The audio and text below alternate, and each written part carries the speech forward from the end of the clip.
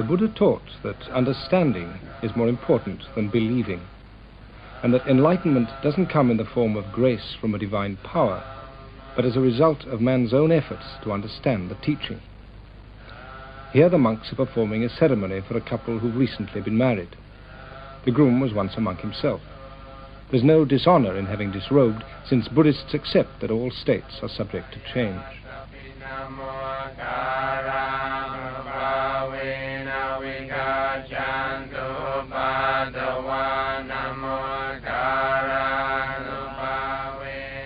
Buddhist ceremonies aren't considered as sacred, merely as a means of focusing the mind, and they don't always have to be conducted with solemnity.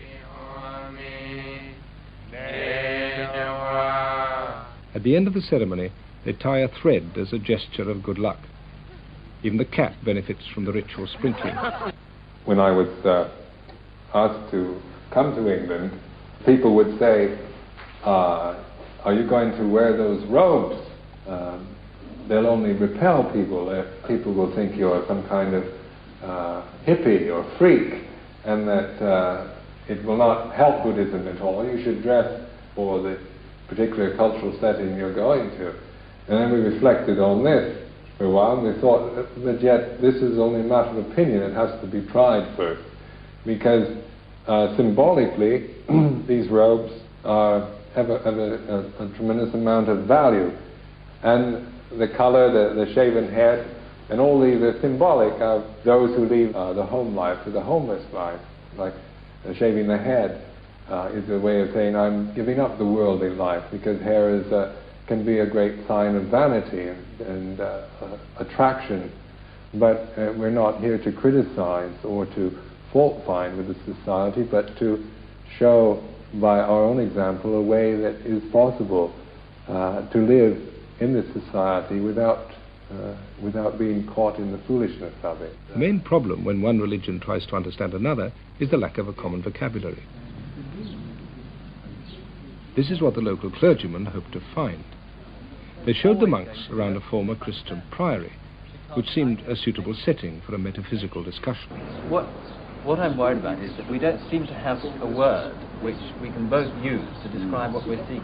If I'm seeking ultimate truth, and if the abbot and Buddhist monks are seeking the ultimate truth, and if we accept that the ultimate truth cannot alter or be anything different, then there must be some way in which we can communicate with each other.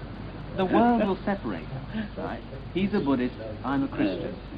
But intrinsically, basically, in what I'm doing, I feel that there is as much between you and me as there is between any other worshipping and sincere and devout Christian. So that I can see it. Local clergymen like the Reverend Christopher Boxley feel they personally can find a meeting point. But for the Church of England as a whole, does the presence of Buddhism in any way pose a threat? It's early days yet to see how Sussex will take to Buddhism. But it doesn't seem likely that familiar rituals will be abandoned in favour of Sunday afternoons in the lotus position.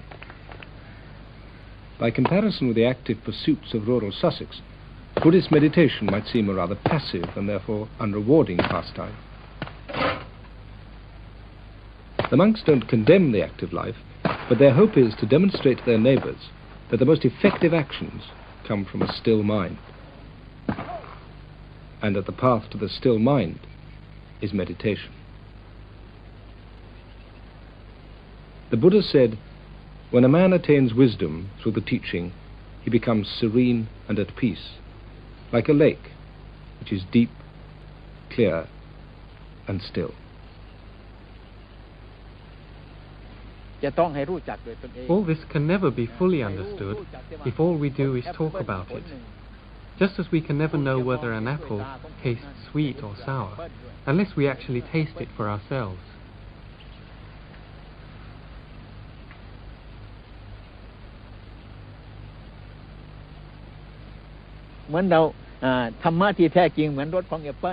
The ultimate truth is like the flavor of an apple, which you can't see with the eye or hear with the ear. The only way to experience it is to put the teaching into practice. Once you've tasted it, you'll no longer be in any doubt about its flavor, and you won't have to ask anyone else. The problem will be solved. ปัญหามันจบที่ตรงนั้นเอง